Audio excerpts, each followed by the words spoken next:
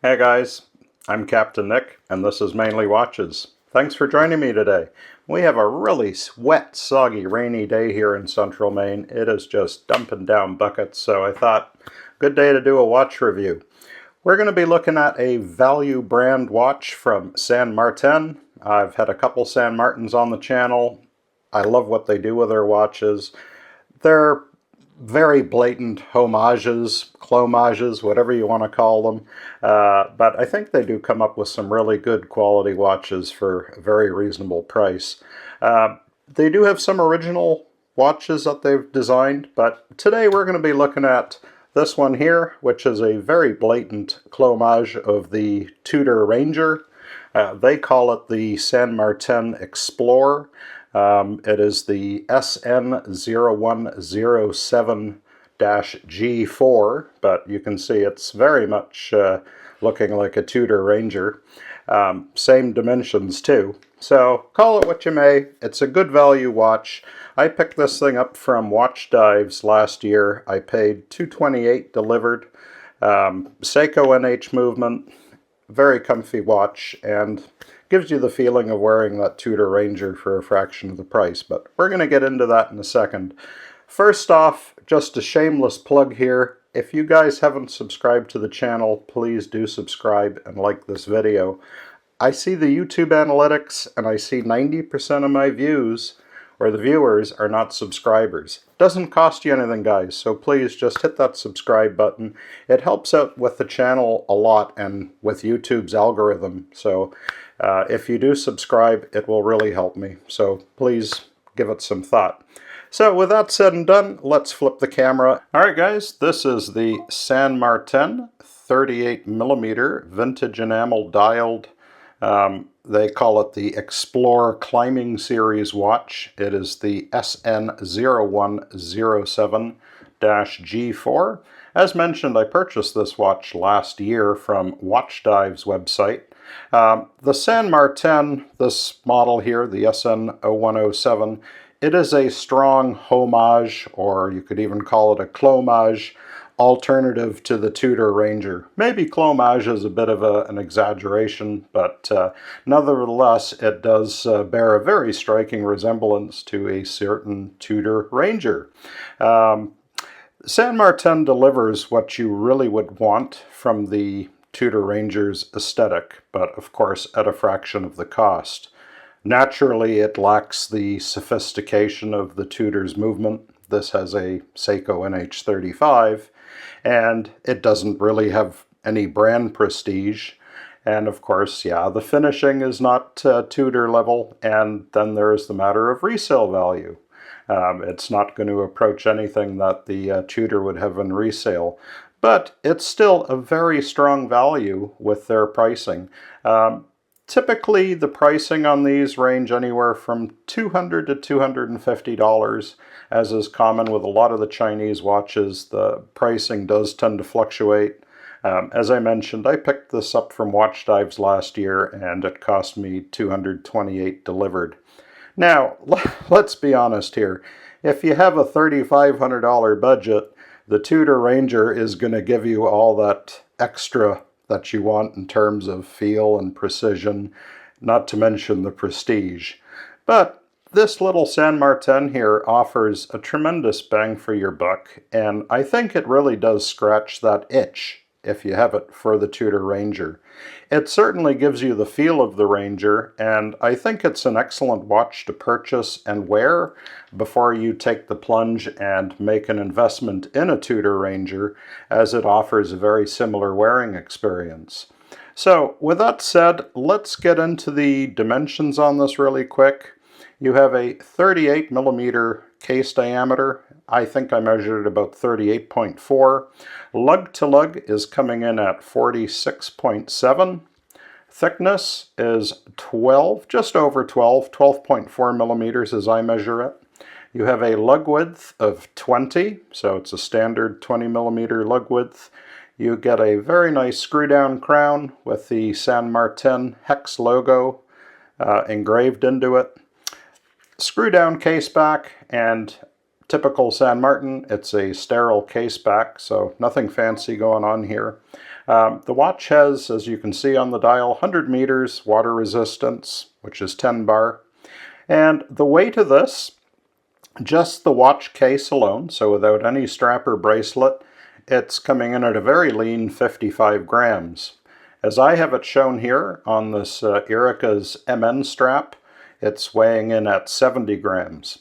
On the factory bracelet, the whole package is weighing in at about 135 grams, and that's sized for my 7.5-inch wrist.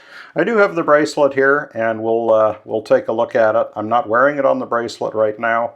I have worn it on the bracelet, and it is you'll see it's a nice bracelet. Getting into the crystal here, you get a domed sapphire. It is a sapphire crystal. They do have a pretty good anti-reflective coating on it. The case and bezel are all brushed, and it's a very nice satin brush finish. A little bit of a polish on the chamfer here. If there is one negative I have, and this is kind of common with a lot of the San Martins, the bottom of these lugs here are sharp. They could have done a little better job filing it down. I mean, you could almost cut paper with them. They're sharp. Getting into the bezel, it's all 316 stainless, and again, satin finish on the bezel. Very nicely done. The dial color, this one is the blue enamel, and they are available in several different colorways. They have the blue, which you see here, a black, and a green enamel. And they have also some other different variations with different dials. The indices, the hour marks, are all applied, and they're very nicely done. They're fully loomed. And the loom on this is BGW9, and they've done a good job with the loom application. I'll put up a time lapse here. This is a 1-hour time lapse, and you can see how well it performs. Very consistent application. Everything fades pretty evenly, and I would say it does very well, especially for a field watch. Otherwise, everything else is just printed on. The minute marks are all printed on here, and as is the San Martin logo and the printing at the bottom, the automatic 100 meter. Now you will notice there is a slight imperfection here on this dial, and that's a QC issue. Right at the 9:30 mark, there is a little speck. I think it's a speck of dust. It's been there since the watch was new. So I think it's a QC issue. I can't tell if it's actually in the enamel, but it's right there where the second hand passed over it. Tiny little speck. So yeah, a surprising QC emission there from San Martin. All right, we'll take a quick look here at the bracelet. This is their new generation bracelet, so it comes with the fly adjust clasp. Typical San Martin, I think they have done a beautiful job with the bracelet. The end links are all solid. You'll have to excuse me here, but I do have the spring bar in, and that holds the end link in. If I release the spring bar, you can see the end link came out, but very nicely done. The end link fits perfectly into the watch, and you can see they've even marked it SN0107, just so you don't get it confused. Solid links, they are fully screwed, typical San Martin, which is very nice, and then you have the new San Martin fly adjust clasp. This does give you the micro adjust, so the push button, and you can adjust the clasp, give you quite a few millimeters. Clasp is beautifully finished, everything is well executed, smooth finishes, no sharp edges. The negative I find with this is that this clasp is just, in proportion to the watch, it's a huge clasp. And I think given the size of this watch, being only just over 46 millimeters lug to lug and 38 millimeter diameter, this clasp is just a little too large. It does wear nicely on it, but somehow the bracelet and this clasp, it's just too big for the watch. The bracelet goes from 20 and tapers down to 16 at the clasp. And yeah, the bracelet alone, I believe it's weighing 75 grams. So pretty meaty bracelet. And I cannot complain. The finishing on the bracelet, it's all first rate. I mean, very smooth, nicely done. But yeah, I don't think the bracelet is entirely appropriate for the watch. So as you can see it here, I've got this on my Erica's Originals. I have to say, this watch wears brilliantly with all kinds of different straps. Erica's Originals, I love this on elastic straps and leather straps as well, but it's been spending a lot of time on the Ericas and also a khaki watch steward G-series strap I have, which works really well. Quick wrist check today. I've got my Doxa sub 300 on, but let's put this watch on and I'll show you how it wears. So here we are on the wrist, and this is with the Erica's Originals MN strap. Very, very comfortable. You hardly notice this watch is on your wrist when you're wearing it. It is so comfy. And those sharp bottoms of the lugs I was talking about, they don't really dig into your skin when you're wearing it, so I can't really say it's a big issue. But yeah, I think with the Erica strap, it's just my perfect combination here. All right, now that we've had a look at it on the wrist, let's talk about the movement. This watch has the Seiko NH35 in it. It's a good all-around workhorse movement. They're not particularly high-end movements, but they have proven themselves to be quite robust. There is an issue here in that this watch has a ghost date. So when I unwind the crown, winding position here, typical NH35, you can feel some resistance, you kind of hear it. It's not the smoothest winding watch. Second position, I haven't hacked the watch yet. This is the ghost date here. I don't know if the camera picks it up, but you can hear the date wheel clicking away in there, and of course there's no date. And then of course you can pull the crown all the way out, third position, hack the watch. Crown is pretty good. There's a little bit of crown wobble here on the crown stem, so yeah, it does feel a little fragile. I would have expected a little better of San Martin, but I think they've just kept it pretty economic. You can see there is a slight recess here for the crown tube in the case, and it is, of course, that screw-in crown. Now, it does not have a clutch to disengage when you screw it in, so when you screw it in, you still feel it winding the movement. But, you know, the movement's been running well, and no complaints. I think the NH35 is a solid choice for this watch. So, and you know, it does keep a pretty good time, so I can't complain about it. Yeah, so let's get into my final thoughts here. As far as the positives go, this is a watch, believe it or not, I gravitate to a lot. And I think because of its size and simple design, it's just a watch I find myself grabbing out of the box and wearing more frequently than other watches in my collection. So that kind of tells me that, you know, if I wanted to splash the 3500 on a Tudor Ranger, it's probably a watch I'd really love. And I've always had a thing for Tudor Rangers, so yeah, there might be one in my future. I've had a very nice time wearing this, and I enjoy wearing this watch, despite the fact it is a, you know, a budget San Martin watch. It's just a very comfortable watch, and the design of it is very versatile. It's already got a little scratch on there. You can see I've been wearing it. So yeah, it's a comfy watch. I like wearing it, and it gets a disproportionate amount of wrist time out of watches in my collection, I will say that.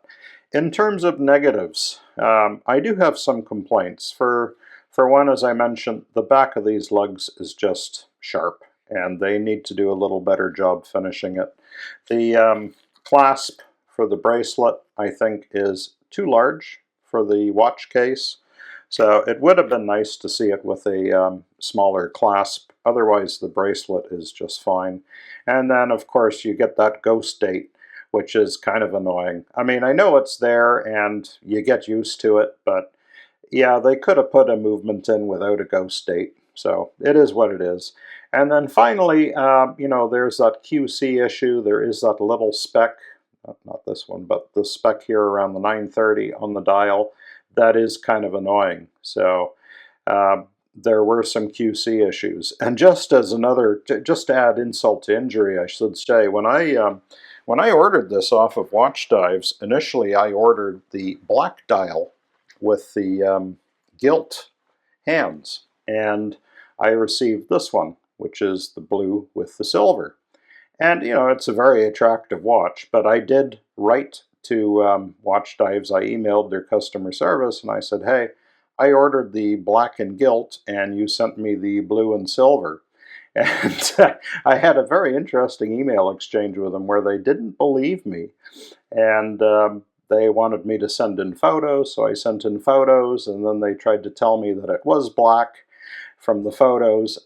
They did not offer to exchange it and make it right, and I finally just gave up on the email exchange because it wasn't going anywhere. So that was probably the first and last time I'll be ordering from Watch Dives. I can't say I was really impressed with their customer service, but you know what? I decided to stick it out, and I like this blue. It's a very rich color, and like I said, it works so well with brown leather straps, black leather straps, and these MN straps. So yeah, it's a comfortable watch. Is it perfect? Hell no. It's got its share of flaws, but I enjoy it. And it's certainly, you know, again, call it what you want, homage, clomage. It's certainly given me a taste for what a Tudor Ranger would be like on the wrist. And, you know, I've enjoyed wearing this for just over $200. So yeah, maybe there is a Tudor Ranger in my future. Who knows? Anyway, guys, I hope you found this review useful.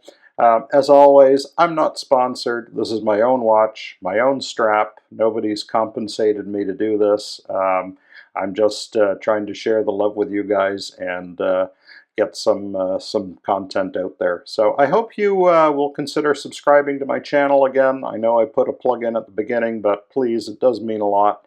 I try to get new content out every Friday, and yeah, until then, guys, thanks for joining, and stay safe out there. We'll see you next week.